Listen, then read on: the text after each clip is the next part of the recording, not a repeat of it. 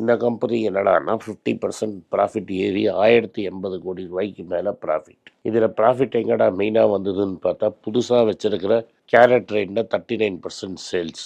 வெங்கட்ராமன் தான் அந்த கம்பெனியோட எம்டி. அவர் என்ன சொல்கிறாரு, நாங்கள் டமாஸ் வாங்கி பேக்கெட்டில் போட்டோம், ஆனால் இன்டர்நேஷ்னல் மார்க்கெட்டுக்குலாம் இனிமேல் டமாஸ் மூலமாக சப்ளை பண்ணலாம் அப்படின்னு ஒரு வாய்ப்பு இருக்குது அப்படிங்கிறாரு. இதுதான் சொன்னேன், ட்ரம்ப்போட டேரிஃப்னால வந்தது. இன்னைக்கு ஹோசூரில் 10 பேருக்கு வேலை கொடுத்த இடம் துபாய்க்கு போயிடும். இது ரியாலிட்டி. ஸோ அடுத்த ஸ்டேஜ் இப்போ ஸோ மை ப்ரொடக்ஷன் இந்தியா விட்டு வெளில போய் மிடில் ஈஸ்ட்லேருந்து போயிடும். கோல்டை வாங்கி திரும்பி இன்கம் டேக்ஸை கிளைம் பண்ணி அந்த ப்ரெஷர்லாம் ஒன்றும் கிடையாது.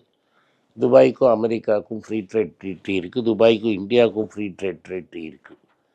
இதை யூஸ் பண்ணி அங்கே மேனுஃபேக்சர் பண்ணால் டபுள் அட்வான்டேஜ்.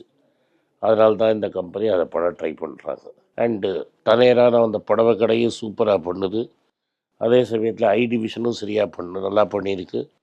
வேரபிள் டிவிஷன்ஸும் சூப்பராக இருக்குது. ஆனால் இந்த தனிஷ்க் சேல்ஸை நீங்கள் எப்படி பார்க்கணுன்னா கிராம் கணக்கில் சேல்ஸ் பார்க்கணும். ஏன்னா தங்கத்தின் விலை இப்போ 25% ஏறினதுனால போன 6 மாதத்தில் நம்ம அதே தங்கம் விற்றாலும் சேல்ஸ் 25% ஏறி இருக்கும். ஸோ கிராம் கணக்கில் பார்த்தா தான் நம்மளுக்கு தெரியும். இருந்தாலும் மார்க்கெட் இதை பாசிட்டிவாக பார்த்து 3600 மேலே எடுத்துகிட்டு போயிடுச்சு.